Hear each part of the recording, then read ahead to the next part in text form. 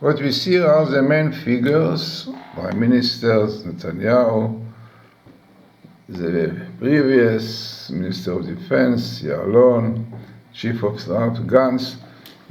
Those will be the three main figures behind the report which is going to come tomorrow basically, but most of it is already known, blaming quite few figures about the failure in the campaign of the protective edge, protective edge operation failure. One can see it, and this is exactly what our rabbis tell us in the Talmud Sotah 49b. This will say, and we can only rely on our Father in heaven, which is definitely God. So this is the Sotah 49. So, this is going to be quite very severe report about this failure. But as we are now in the month of Adar, a month which teaches us that on whom you can rely on God like on Purim.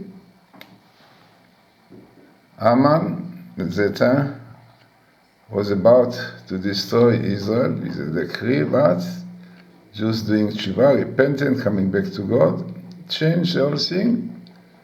And the same thing we hope will be with Hamani, like Haman at that time in Iran, who also threatened to destroy Israel, to wipe them out.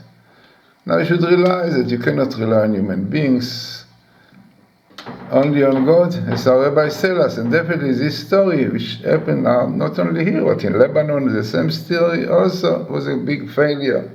So let us see very interesting and important table about this.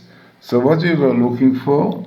We're looking for the word Kishlon, the failure of Tzahal. Tzahal is Wagan Israel.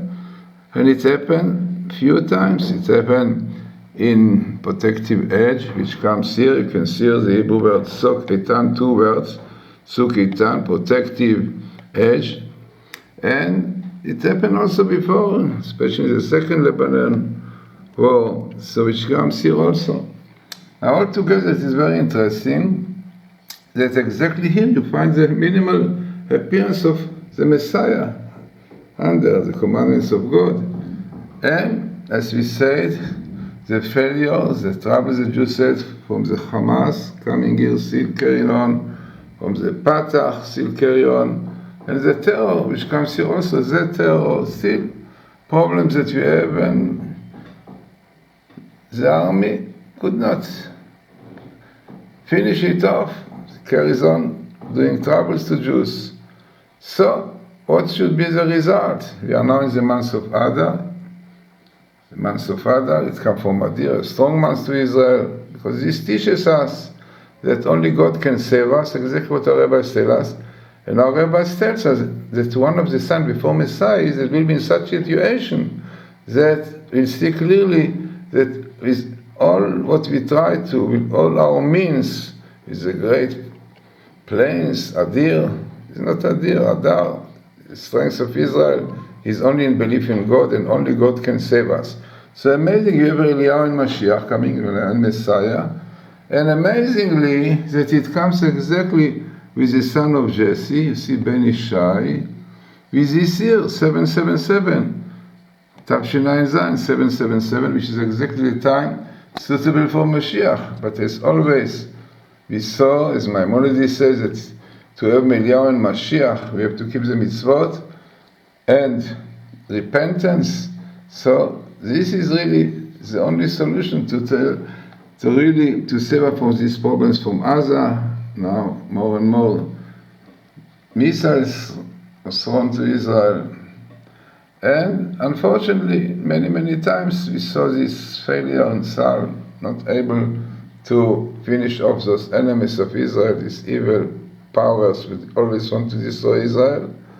And the reason is simple, because God told us, you want Messiah, you have to keep the mitzvot. You want your army to be successful. So the Torah tells us, an army will be clean, pure, from sexual things. Clearly is written, Machane Ta'or, Kadosh, then God will be with you. If not, He will not be with you. And if He is not with you, so you will never succeed. Keeping the Sabbath, definitely the most important, the basic thing for Israel to succeed, to keep the mitzvot. So, everything is very important.